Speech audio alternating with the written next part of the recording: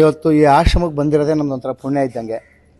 ಇಷ್ಟ ದೇವ್ರ ಮಕ್ಕಳ ಜೊತೆಲಿ ನನ್ನ ಮಗನಿಗೊಂದು ಆಶೀರ್ವಾದ, ನಮಗೆಲ್ಲ ಒಂದು ಆಶೀರ್ವಾದ ಸಿಗ್ತೈತೆ. ಆಮೇಲೆ ಇನ್ನೊಂದು ಏನು ಹೇಳ್ಬೇಕಪ್ಪ ಅಂತಂದರೆ, ಇವತ್ತು ನಾನು 2 ಮುತ್ತುಗಳನ್ನು ನೋಡ್ತಾ ಇದ್ದೀನಿ ಇವತ್ತು. ಏನಂದರೆ ಒಂದು ಇದೆ. ಸೊ ಯಾವಾಗಲೂ ಲೋಕದಲ್ಲಿ ಅವಮಾನ ಅನುಮಾನ ಬಹಳ ಸಮಯ, ಏನೋ ದೇವರ ಅನುಗ್ರಹ ಇದ್ರೆ ಸನ್ಮಾನ, ಇಲ್ಲಾಂದ್ರೆ ಬಹುತೇಕರಿಗೆ ಸತ್ತ ಮೇಲೆ ಸನ್ಮಾನ, ಮರಣೋತ್ತರವಾಗಿ ಪ್ರಶಸ್ತಿ, ಬದುಕಿದ್ದಾಗ ಎಲ್ಲರೂ ಬೈಯೋರೆ. ಆದರೆ ಇಂತಹ ಅದೆಷ್ಟು ಕಟು ಟೀಕೆಗಳನ್ನು ಜನಸ್ನೇಹಿ ಯೋಗೇಶ್ ಅವರು ನೋಡಿ ನಂತರವೂ ಅವರು ತಮ್ಮ ಉದ್ದೇಶಗಳನ್ನು ಬೀದಿಗೆ ಬಿಟ್ಟಿಲ್ಲ. ನಾನು ಅದನ್ನು ಅವ್ರನ್ನ ಕೇಳ್ತಾ ಇರ್ತೀನಿ ಯಾವಾಗಲೂ, ಇಷ್ಟೆಲ್ಲ ಅನ್ನಿಸ್ಕೊಂಡು ಯಾಕೆ ಮಾಡ್ತೀರಿ ಅಥವಾ ಏನು ಅನ್ಸುತ್ತೆ ನಿಮಗೆ ಅಂದಾಗ ಅವ್ರು ಈ ಒಂದು ಕಾರ್ಯಕ್ರಮದಲ್ಲೂ ಹೇಳ್ತಾ ಇದ್ರು. ಜನಸ್ನೇಹಿ ನಿರಾಶ್ರಿತರ ಆಶ್ರಮ ಇರತಕ್ಕಂಥ ದೇವ್ರ ಮಕ್ಕಳ ಆಶೀರ್ವಾದ ಪಡೀಲಿಕ್ಕೆ ನಮ್ಮ ಅಶೋಕ್ ಕಾಳಾಚಾರಿ ಅಣ್ಣವರು, ಹಾಗೆ ರಾಜೇಶ್ವರಿ ಅಮ್ಮವರ ಸುಪುತ್ರ ಚಿರಂಗ್ ಅವ್ರದ್ದು ಜನ್ಮದಿನ. ಹಾಗಾಗಿ ಒಂದು ಅರ್ಥಪೂರ್ಣವಾದಂಥ ಹುಟ್ಟುಹಬ್ಬನ ಇಲ್ಲಿ ಆಚರಣೆ ಮಾಡ್ಕೊಳ್ಬೇಕಂತ ಬಂದಿದ್ದಾರೆ. ದಯವಿಟ್ಟು ಪ್ರತಿಯೊಬ್ಬರು ಕೂಡ ಆಶೀರ್ವಾದ ಮಾಡಿ, ಅವ್ರಿಗೆ ಭಗವಂತ ಒಳ್ಳೇದ್ ಮಾಡ್ಲಿ, ಆಯುಷು ಆರೋಗ್ಯ ಸುಖ ಶಾಂತಿ ಎಲ್ಲವನ್ನ ಕಣಿಸ್ಲಿ. ದಯವಿಟ್ಟು ಬನ್ನಿ ಸರ್, ಹಾಗೇನೆ. ಸೊ ಒಳ್ಳೇದಾಗ್ಲಿ, ಭಗವಂತ ಒಳ್ಳೇದ್ ಮಾಡ್ಲಿ, ಆಯುಷು ಆರೋಗ್ಯ ಸುಖ ಶಾಂತಿ ನೆಮ್ಮದಿ ಎಲ್ಲವನ್ನ ಕರುಣಿಸ್ಲಿ. ದಯವಿಟ್ಟು ಹಾಗೆ ಜೋರಾಗಿ ಒಂದ್ಸತಿ ಕ್ಲಾಸ್ ಮಾಡ್ಬಿಡ್ರೋಣ.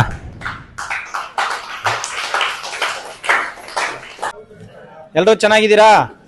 ವಿಶೇಷವಾಗಿ ಇವತ್ತು ನಮ್ಮ ಒಂದು ಜನಸ್ನೇಹಿ ನಿರಾಶ್ರಿತರ ಆಶ್ರಮ ಇರ್ತಕ್ಕಂಥ ದೇವ್ರ ಮಕ್ಕಳ ಜೊತೆಯಲ್ಲಿ ಚಿರಾಂತ್ ಅವ್ರದ್ದು ಜನ್ಮದಿನ, ಒಂದು ಅರ್ಥಪೂರ್ಣವಾದಂಥ ಹುಟ್ಟುಹಬ್ಬವನ್ನ ಅವರ ತಂದೆ ತಾಯಿ, ಅವರ ಸ್ನೇಹಿತರು ಮತ್ತೆ ಅವರ ಕುಟುಂಬ ಬಳಗದವರು, ಹಾಗೆ ನಮ್ಮ ಪ್ರೀತಿಯ ಅಣ್ಣ ಶ್ರೀನಿವಾಸ್ ಅಣ್ಣವರು ಎಲ್ಲರೂ ಕೂಡ ಬಂದು ಒಂದು ಅರ್ಥಪೂರ್ಣವಾಗಿ ಹುಟ್ಟುಹಬ್ಬನ ಆಚರಣೆ ಮಾಡ್ತಾ ಇದ್ದಾರೆ.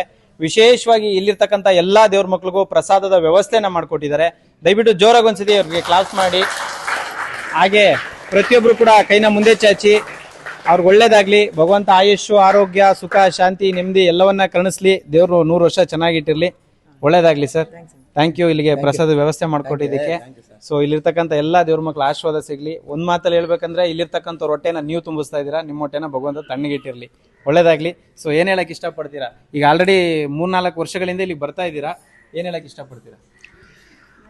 ಏನು ಹೇಳಕ್ಕೆ ಬರ್ತಾ ಇದ್ದೀನಿ ಅಂದರೆ, ಇವತ್ತು ಈ ಆಶ್ರಮಕ್ಕೆ ಬಂದಿರೋದೇ ನಮ್ದೊಂಥರ ಪುಣ್ಯ ಇದ್ದಂಗೆ. ಇಷ್ಟ ದೇವ್ರ ಮಕ್ಕಳ ಜೊತೆಲಿ ನನ್ನ ಮಗನಿಗೊಂದು ಆಶೀರ್ವಾದ, ನಮಗೆಲ್ಲ ಒಂದು ಆಶೀರ್ವಾದ ಸಿಗ್ತೈತೆ. ಆಮೇಲೆ ಇನ್ನೊಂದು ಏನು ಹೇಳ್ಬೇಕಪ್ಪ ಅಂತಂದರೆ, ಇವತ್ತು ನಾನು 2 ಮುತ್ತುಗಳನ್ನು ನೋಡ್ತಾ ಇದ್ದೀನಿ ಇವತ್ತು. ಏನಂದರೆ, ಒಂದು ನಮ್ಮ ಜನಸ್ನೇಹಿ ಯೋಗೇಶ್ ಅವರು, ಇನ್ನೊಂದು ನಮ್ಮ ಸೋನು ಶ್ರೀನಿವಾಸ್ ಅವರು. ಏನಪ್ಪ ಅಂತಂದರೆ, ಸೋನು ಶ್ರೀನಿವಾಸ್ ಅವರಿಂದ ಇವತ್ತು ಲಕ್ಷಾಂತರ ಜನ ಬದುಕಿದ್ದಾರೆ. ಅವರೊಂದು ಮೋಟಿವೇಶನ್, ಅವ್ರದ್ದೊಂದು ವಿಡಿಯೋ ಇವೆಲ್ಲ ನೋಡಿ ಸುಮಾರು ಜನ ಇವತ್ತು ಅವ್ರ ಹೆಸರು ಹೇಳ್ಕೊಂಡು ಇವತ್ತು ಸುಮಾರು ಬದುಕಿದ್ದಾರೆ. ಎಷ್ಟೋ ಜನ ನಾವು ಸೂಸೈಡ್ ಮಾಡ್ಕೊಂಡು ಸತ್ತೋಗ್ಬಿಡ್ಬೇಕು ಅನ್ನೋಂಥವ್ರು ಕೂಡ ಇವತ್ತು ಬದುಕಿದ್ದಾರೆ. ಅವರು ಎಲ್ಲರೂ ಒಂದು ಆಶೀರ್ವಾದ ನಮ್ಮ ಸೋನು ಶ್ರೀನಿವಾಸ್ ಅವ್ರಿಗಿದೆ. ಹಾಗೇನೆ ಇನ್ನೊಂದು ಏನಪ್ಪ ಅಂತಂದರೆ, ನಮ್ಮ ಜನಸ್ನೇಹಿ ಯೋಗೇಶ್ ಅವರು ಕೋಟಿಗೊಬ್ಬರಿದ್ದಂಗೆ. ಎಲ್ಲರೂ ಇದ್ದಾರೆ ಪ್ರಪಂಚದ ಮೇಲೆ. ಆದರೆ ಈ ಥರ ಒಂದು ಪುಣ್ಯದ ಕೆಲಸ ಅಷ್ಟು ಸುಲಭವಾಗಿ ಯಾರೂ ಮಾಡೋಕ್ಕೆ ಹೋಗಲ್ಲ. ಇವತ್ತು ಎಷ್ಟೋ ಕೋಟಿ ಇರ್ಬೋದು, ಲಕ್ಷ ಇರ್ಬೋದು, ಹೆಂಗೋ ಇರ್ಬೋದು ಜನಗಳು, ಆದರೂ ಕೂಡ ಈ ಥರ ಒಂದು ಸೇವೆ, ಈ ಒಂದು ಸೇವೆನ ಯಾರೂ ಇವತ್ತಿನವರೆಗೂ ಮಾಡೋಕ್ಕಾಗಲ್ಲ.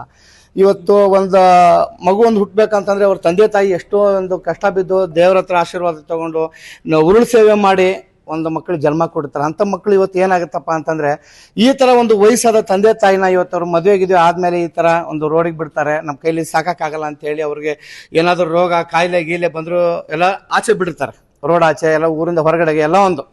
ಆ ಥರ ದಯವಿಟ್ಟು ಯಾರು ಮಾಡೋಕ್ಕೆ ಹೋಗಬೇಡಿ. ಇಲ್ಲಿ ಬಂದು ನೋಡಿ, ಒಂದ್ಸತಿ ಎಲ್ಲರೂ ನೋಡಬೇಕು. ಇವತ್ತು ನಮ್ಮ ಕರ್ನಾಟಕ ಜನ ಬಂದು ನೋಡ್ಬೇಕು. ನಮ್ಮ ಯೋಗೇಶ್ ಅವರು ಅವ್ರನ್ನ ಪಡ್ಕೊಂಡಿದ್ರೆ ನಮ್ಮ ಒಂದು ಪುಣ್ಯ ಅಂತ ಹೇಳ್ಬೇಕು. ಇವತ್ತು ಇಷ್ಟು ಜನಗಳನ್ನ ಅವರು 125 ಜನ 150 ಜನನ ಅವರು ಇವತ್ತಿಲ್ಲಿ ಒಂದು ಸೇವೆ ಮಾಡ್ತಾ ಇದ್ದಾರೆ.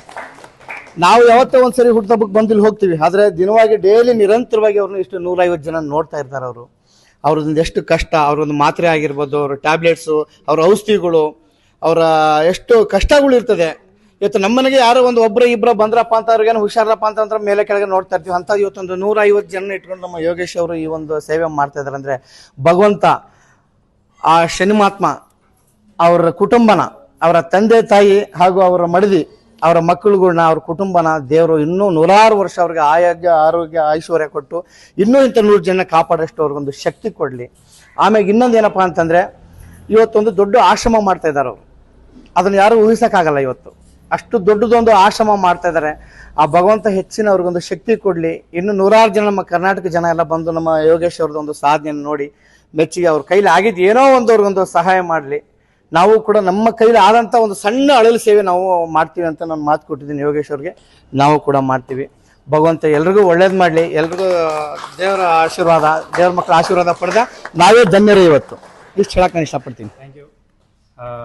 ಹಾಗೆ ನಮ್ಮ ಶ್ರೀನಿವಾಸ್ ಅಣ್ಣವರು ಇವಾಗ ಮೋಟಿವೇಶನ್ ಕಿಂಗು ನೀವು ಇವಾಗ ಕರ್ನಾಟಕದಲ್ಲಿ. ಸೊ ತುಂಬಾ ಜನರ ಒಂದು ಭಾವನೆಗಳಿಗೆ ಬೆಲೆ ಕೊಡೋರು ತುಂಬಾ ಕಮ್ಮಿ. ಸೊ ಭಾವನೆಗಳಿಗೆ ಬೆಲೆ ಕೊಡ್ತಾ ಇದ್ರಿ ತಾವು. ಒಳ್ಳೇದಾಗ್ಲಿ ನಿಮಗೂ ಕೂಡ. ಸೊ ತಾವೇನು ಹೇಳಕ್ ಇಷ್ಟಪಡ್ತೀರಿ? ಮೊದಲನೇದಾಗಿ ನೋಡ್ತಾ ಇರುವ ಎಲ್ಲ ಜ್ಞಾನಾಶ್ರಮದ ಅಥವಾ ಜನಸ್ನೇಹಿ ಆಶ್ರಮದ ಎಲ್ಲ ವೀಕ್ಷಕರಿಗೆ ನನ್ನ ನಮಸ್ಕಾರ. ಹಾಗೂ ಇಂಥದ್ದೊಂದು ಸುಂದರವಾದ ಮತ್ತು ಅರ್ಥಪೂರ್ಣವಾದ ಕಾರ್ಯಕ್ರಮಕ್ಕೆ ಅಥವಾ ಒಂದು ಸುಸಂದರ್ಭಕ್ಕೆ ನಾವಿಲ್ಲಿ ಸೇರಿದ್ದೀವಿ.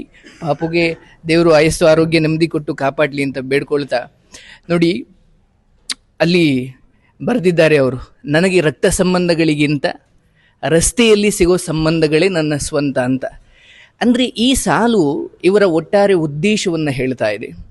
ಸೊ ಯಾವಾಗಲೂ ಲೋಕದಲ್ಲಿ ಅವಮಾನ ಅನುಮಾನ ಭಾಳ ಸಮಯ, ಏನೋ ದೇವರ ಅನುಗ್ರಹ ಇದ್ರೆ ಸನ್ಮಾನ, ಇಲ್ಲಾಂದ್ರೆ ಬಹುತೇಕರಿಗೆ ಸತ್ತ ಮೇಲೆ ಸನ್ಮಾನ, ಮರಣೋತ್ತರವಾಗಿ ಪ್ರಶಸ್ತಿ, ಬದುಕಿದ್ದಾಗ ಎಲ್ಲರೂ ಬೈಯೋರೆ.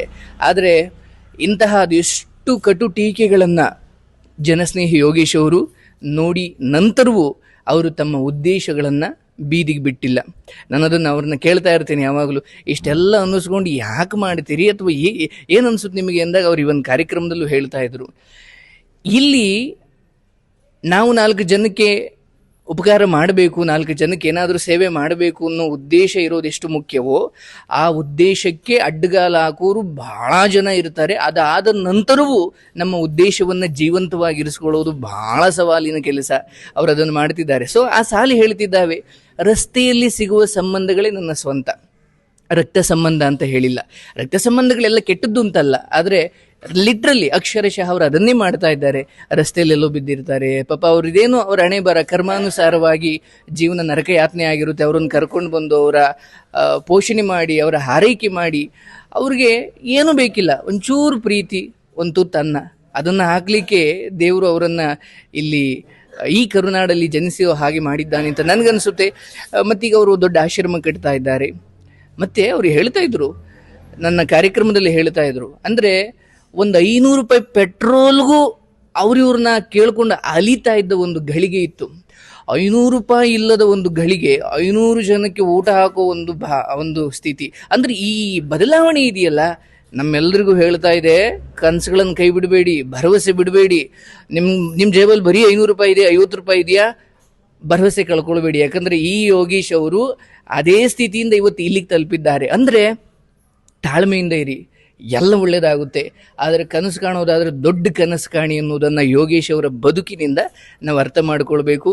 ಬನ್ನಿ, ಅಂದರೆ ಇವರು ಹೇಳ್ತಿದ್ದಾರೆ, ನಾನು ಇದೀನಿ ಅನ್ನೋ ಕಾರಣಕ್ಕೆ ಎಷ್ಟೋ ಮಕ್ಕಳು ತಂದೆ ತಾಯಿಗಳನ್ನು ಬೀದಿಗೆ ಬಿಡ್ತಿದ್ದಾರೆ ಅಂತ. ಅವ್ರಿಗೆ ಅದ್ರ ಬಗ್ಗೆ ಬಹಳ ಬೇಜಾರಿದೆ.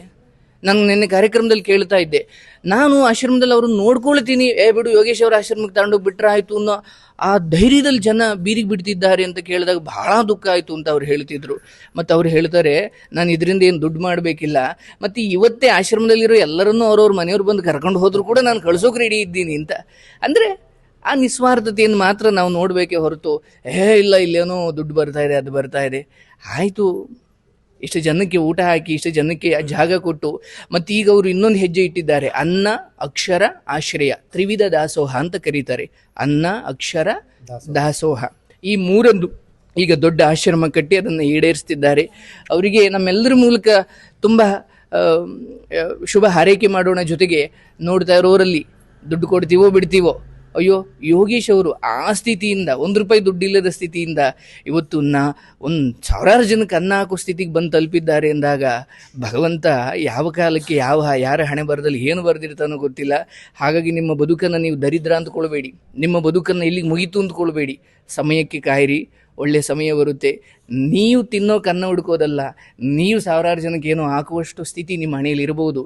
ಕಾಯಿರಿ, ಎಲ್ಲ ಒಳ್ಳೆಯದಾಗಲಿ. ಆ್ಯಂಡ್ ಈ ಆಶ್ರಮದಲ್ಲಿ ಬಂದು ಭೇಟಿ ಕೊಟ್ಟು ನೀವೇನು ಕೊಡ್ತೀರೋ ಬಿಡ್ತೀರೋ, ಇಲ್ಲಿನ ಪರಿಸ್ಥಿತಿ ನೋಡಿದ್ರೆ ಸಾಕು. ನಾನು ತುಂಬ ಸರಿ ಅವ್ರು ಕೇಳ್ತೀನಿ, ಅಥವಾ ನಾನು ಇಲ್ಲಿ ನೋಡಿದಾಗ ಏನು ಅಂದ್ಕೊಳ್ತೀನಿ, ಮಕ್ಕಳನ್ನು ಪ್ರವಾಸೋದ್ಯಮಕ್ಕೆ ಅಂತ ಎಲ್ಲೆಲ್ಲೋ ಕರ್ಕೊಂಡು ಹೋಗೋದ್ರ ಬದಲು ಇಲ್ಲಿ ಕರ್ಕೊಂಬಂದು ತೋರಿಸ್ಬೇಕು ತಂದೆ ತಾಯಿಗಳ ಬೆಲೆ ಏನು, ಅಥವಾ ಈ ಲೋಕದಲ್ಲಿ ಎಷ್ಟೆಷ್ಟು ನರಳಾಟಗಳಿದ್ದಾವೆ ಅಂತ ಹೆತ್ತವರ ಕಷ್ಟಗಳನ್ನು ಅರ್ಥ ಮಾಡ್ಕೊಳ್ಬೇಕು ಅಂದರೆ ಮಕ್ಕಳನ್ನು ಆಶ್ರಮಗಳಿಗೆ ಕರ್ಕೊಂಬರ್ಬೇಕು, ಒಬ್ಬೊಬ್ಬರು ಕಥೆನೂ ಹೇಳಬೇಕು.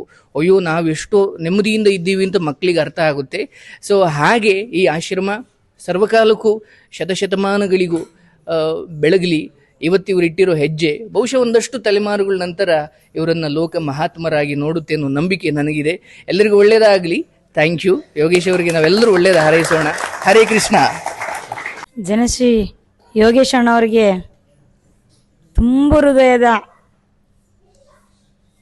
ಭಗವಂತನ ಆಶೀರ್ವಾದ ಸಿಗಲಿ ಅಂತ ಹಾರೈಸ್ತಾ ಇದ್ದೀನಿ.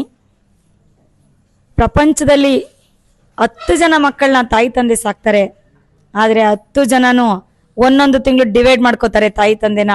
ಅಂಥ ಒಂದು ಕಲಿಯುಗದಲ್ಲಿ ಇವತ್ತು ಇಷ್ಟು ಜನನ ಅವ್ರ ತಂದೆ ತಾಯಿಗಿಂತ ಹೆಚ್ಚಾಗಿ ಸಾಕ್ತಾ ಇರುವಂಥ ನಮ್ಮ ಯೋಗೇಶ್ ಅಣ್ಣವ್ರಿಗೆ ಭಗವಂತ ನನಗೇನು ಆಯುಸ್ಸು ಆರೋಗ್ಯ ಕೊಟ್ಟಿದ್ದಾನೋ ಅದೆಲ್ಲರೂ ಅವ್ರಿಗೆ ಕೊಡಲಿ ಅಂತ ನಾನು ಭಗವಂತನ ಕೇಳ್ಕೊತೀನಿ. ಮುಂದಿನ ದಿನಗಳಲ್ಲಿ ಶ್ರೀ ಗುರು ಕರಿಬಸವೇಶ್ವರ ಟ್ರಸ್ಟ್ ಮುಖಾಂತರ ನಾನು ಸಹ ಅವರ ಒಂದು ಆಶ್ರಮಕ್ಕೆ ನನ್ನ ಕೈಲಾದಂಥ ಅಳಿಲು ಸೇವೆಯನ್ನು ನಾನು ಅವ್ರ ಜೊತೆಯಲ್ಲಿ ನಿಂತ್ಕೊಂಡು ಮಾಡ್ತೀನಿ ಅಂತ ಹೇಳ್ತಾ, ನಮ್ಮ ಚಿರಂತ್ ಅವರಿಗೆ ಇವತ್ತು ಹುಟ್ಟುಹಬ್ಬದ ಶುಭಾಶಯಗಳನ್ನ ಹೇಳ್ತಾ, ಅವರಿಗೂ ಅವರ ತಾಯಿ ತಂದೆ ಅವ್ರ ಕುಟುಂಬಕ್ಕೂ ಭಗವಂತ ಆಯುಸ್ಸು ಆರೋಗ್ಯವನ್ನು ಕೊಡಲಿ. ಇಲ್ಲಿರ್ತಕ್ಕಂಥ ಎಲ್ಲ ದೇವ್ರ ಮಕ್ಕಳಿಗೂ ಮಗದೊಮ್ಮೆ ನಾನು ಕೇಳ್ಕೊತಿದ್ದೀನಿ, ಅವರಿಗೂ ಸಹ ಆರೋಗ್ಯವನ್ನು ಕೊಡಲಿ. ಯಾಕೆಂದರೆ ಯೋಗೇಶ್ ಅಣ್ಣವರು ತುಂಬ ಚೆನ್ನಾಗಿ ನೋಡ್ಕೊತಿದ್ದಾರೆ ಅವ್ರನ್ನ.